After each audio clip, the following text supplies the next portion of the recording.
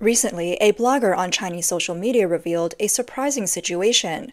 China's largest abandoned seaside villa development, with over 100 ocean view villas, has been left deserted for years.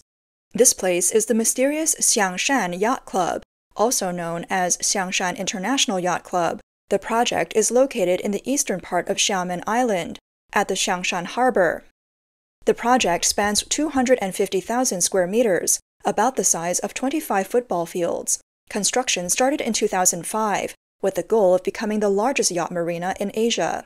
The development involved land reclamation, covering more than 700,000 square meters of water area. It includes 942 yacht berths, 8 commercial service centers, 157 water villas, a super 5-star hotel, and SA-grade office buildings. Just one yacht berth cost 2 million yuan, and the price of the seaside villas ranges from 8 to 10 million yuan. According to the blogger, the project stalled because the developer ran out of money, leaving most of the villas unfinished, although many have already topped out. One insider commented, "It's a failed project, and the developer has already been jailed." Another person added, "The villas are packed so tightly that even parking is difficult. It feels like a resettlement neighborhood, and with the frequent threats like sea waves and tsunamis, do you really think the wealthy would want to live here?" Rather than putting them on the market, they'd rather let the villas rot. It's like those empty shops that are held onto at high prices rather than being rented out cheaply. When I was a kid, I read in textbooks about how surplus milk was dumped into rivers instead of being given to the poor. Now we're seeing the same thing happen again. Besides the Xiangshan Yacht Club, Xiamen also has a well-known failure, the Outer Bay Pit, which refers to the Vanke city in Wuyuan Bay. This project has been abandoned since 2011, and residents nearby refer to it as the Vanke Pit. Back in 2011, the developer, Vanke, planned to invest 3.5 billion yuan to build an underground complex, calling it Hong Kong Famous Stores Shopping Plaza. However, the first 2 bosses were linked to illegal public fundraising, and the project halted. Vanke became the 3rd buyer of the land, renaming the project Xiamen Wuyuan Vanke City, with an expected completion date of June 2019. But even now, construction has not resumed. In Guangdong, China's largest ghost city, Australian Villa in Guangzhou has hundreds of abandoned buildings left unfinished for decades. It's probably the most infamous abandoned housing project in southern China. The Australian Villa complex, which consists of 292 mountain view buildings, attracted many well-educated buyers 25 years ago with the advertisement, 38,000 yuan for the first phase, with interest-free installments. However, shortly after, the developers faced a financial breakdown, leading to the project's abandonment. This resulted in various debt disputes involving thousands of homeowners. A blogger visited the site and described the current state of the Australian villa. It remains unfinished and dilapidated, with visible cracks on the walls and weeds growing through the windows. Another user exposed a similar case, the largest abandoned villa development in Gui'an, Fujian. It is overgrown with weeds, leading people to question, what happened here all those years ago? Would you dare to live here if given one of these villas?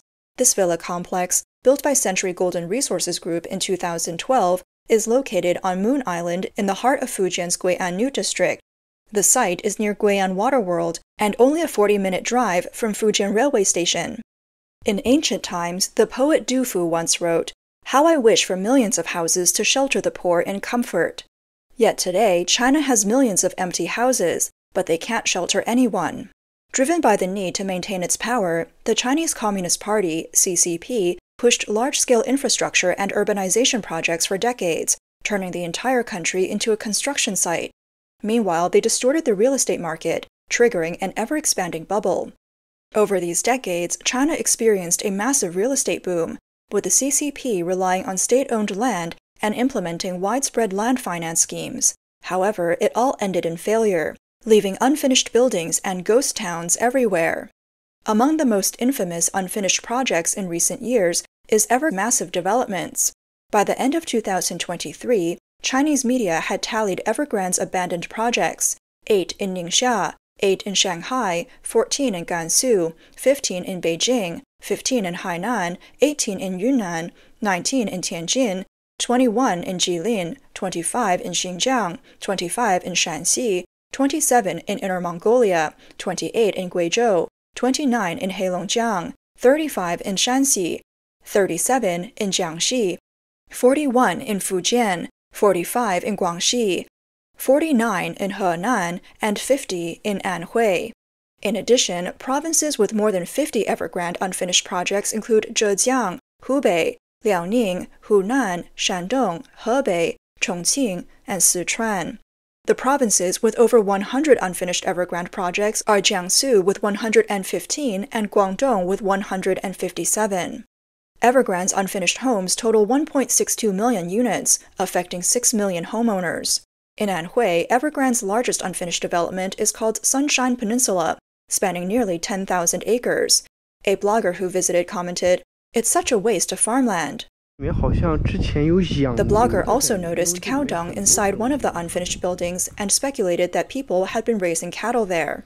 What's even more hopeless than not being able to afford a home is buying an unfinished one. It's like buying a money-shredding machine. On these abandoned construction sites, ceilings remain unfinished. Who knows when the next piece of debris will fall and turn into a mountain that weighs on the homeowners' lives, one they can't push away or escape from.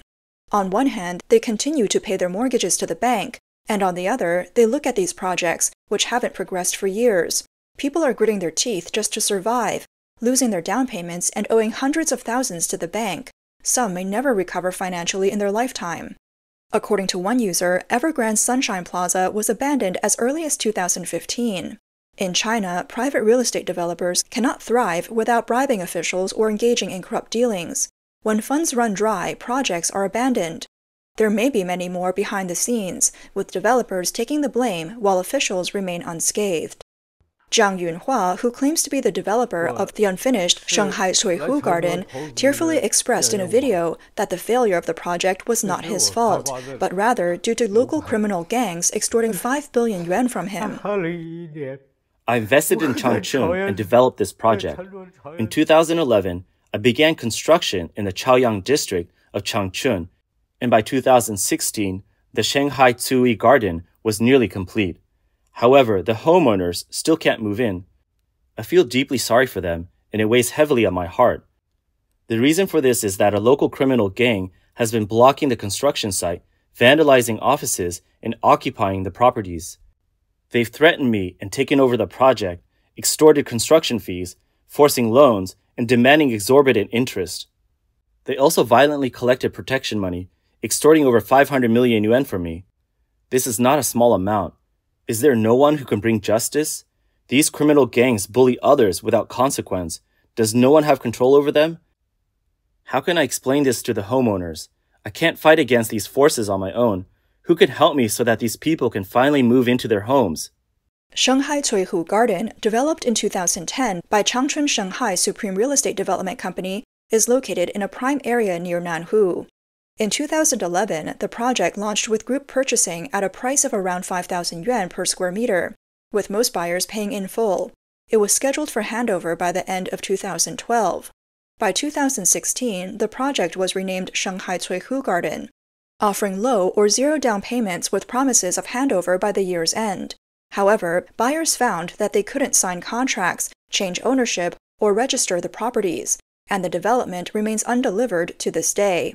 In recent years, lawsuits related to real estate developers have increased, stemming from unfinished buildings, quality issues, and breaches of contract. However, collusion between officials and developers, along with judicial corruption, makes it difficult for homeowners to protect their rights. A video from Ningbo Hangzhou Bay New Area shows empty developments by real estate giants such as Country Garden, Sunac, and Greenland Group. These properties were delivered in 2022, but almost nobody has moved in, and the construction sites have become desolate. The videographer explained that these were pre-sale properties, with developers using the land as collateral. At that time, there was a lot of hype about Hangzhou Bay, but false advertising and the pandemic led to numerous lawsuits. Many houses remain unsold or unfinished, and there's no infrastructure in the surrounding area. A search on Chi reveals that Ningbo Sunac Haijiawan Real Estate Company is involved in 24 lawsuits, including disputes over pre-sale contracts and construction agreements. Meanwhile, Ningbo Hangzhou Bay New Area, Country Garden Real Estate Company is entangled in 476 legal cases. While unfinished buildings have existed in China for decades, it wasn't until the first half of 2022 that the issue garnered widespread attention. This was after homeowners across the country collectively declared that they would stop paying their mortgages,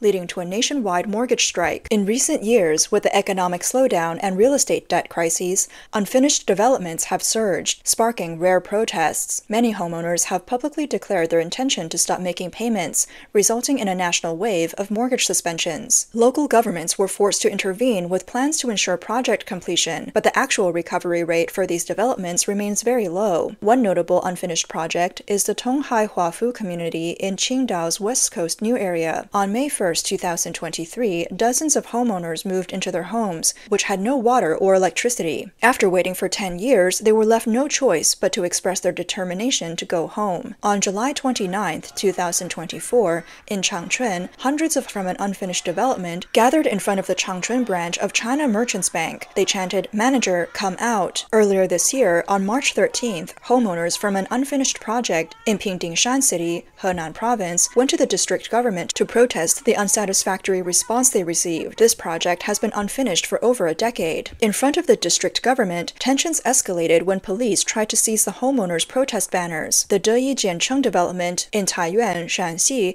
has been unfinished for 10 years, with no homes delivered to this day. On April 13th of this year, some homeowners took to the streets, holding banners in demand that the government punish the developer. However, when they protested in front of the developers and local government's offices, the police detained them. On June 3, 2024, in Pingdingshan, Henan Province, the homeowners of an unfinished development, which had been abandoned for over a decade, launched another protest. They blocked the road with banners in front of the Jianhe district government offices, leading to clashes with the police who had tried to remove them. A video circulating online reveals the desperate situation of homeowners fighting for their rights. According to the China Dissent Monitor by Freedom House, protests over economic issues, particularly related to the real estate crisis, have been increasingly frequent, accounting for 80% of recorded protests last year. Tianjin's Binhai New area is also a hotspot for unfinished buildings. Phoenix Television reported that 30% of projects in Tianjin's Binhai business district are unfinished, with all other construction projects also halted, turning the area into one of China's largest ghost towns. Among the notable abandoned projects is the Xiaxiang Chemical Pipeline Center, also known as Bingang Building's Material City. Although it looks neatly organized from an aerial view,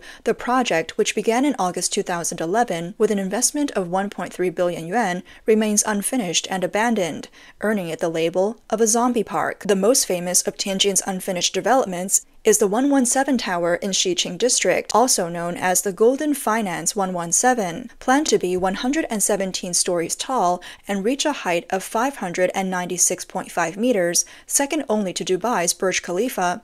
The project stalled after the developer, Golden Group, ran into financial difficulties. Construction stopped in 2015, and the building has remained unfinished since. Today it stands as the world's tallest unfinished building. Despite the fact that the unfinished buildings crisis is the result of mismanagement by the CCP and its officials, those directly responsible rarely face consequences.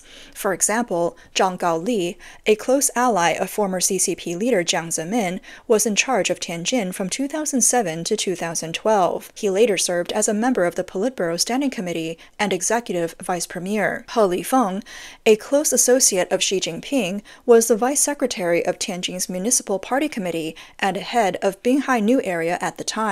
He is now the vice premier of China. To reduce the stock of unsold properties, the CCP previously instructed local governments to purchase these homes for use as affordable housing. In a press conference on October 12th of this year, the Ministry of Finance announced that special bonds could be used for land reserves, supporting the purchase of unsold homes. However, many local governments have adopted a passive stance toward this policy. Chief economist for China at Nomura Securities, Liu Ting, stated at the end of September that the priority should be ensuring real estate developers complete unfinished homes, rather than focusing on reducing unsold inventory. He pointed out that the number of houses that have been sold but remain unfinished is 20 times higher than the number of completed but unsold homes. Liu Ting said that due to the existence of the pre-sale system, China's real estate market is essentially a futures market rather than a spot market. This distinction is crucial for understanding the current predicament in the real estate market. When making policy suggestions, many people often often treat the real estate market as a spot market,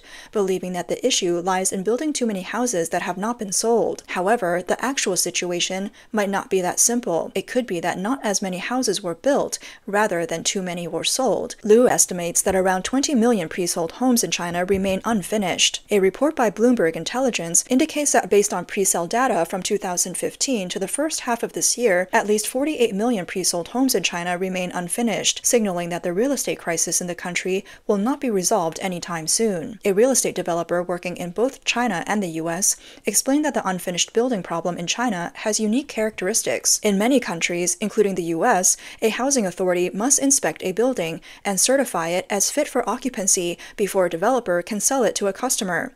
If it's a pre-sale, banks in the US tightly control the risks to avoid unfinished developments. Independent commentator Du Zheng argued that the root of the unfinished building phenomenon lies in the CCP's governance. The Chinese government prioritizes political needs over public welfare. As the Chinese economy slows and these problems accumulate, the unfinished building crisis will be even harder to resolve. Historian Zhang Tianliang stated that the turmoil in China's real estate sector could trigger a domino effect, leading to more protests. These protests could involve homeowners of unfinished properties, investors who lost their savings, and many others. He pointed out that in recent years, many Chinese state-owned enterprises have set up armed security units to deal with potential debt collectors. Zhang believes that the most likely crisis for the CCP will come from debt collectors, who could emerge from every corner of society.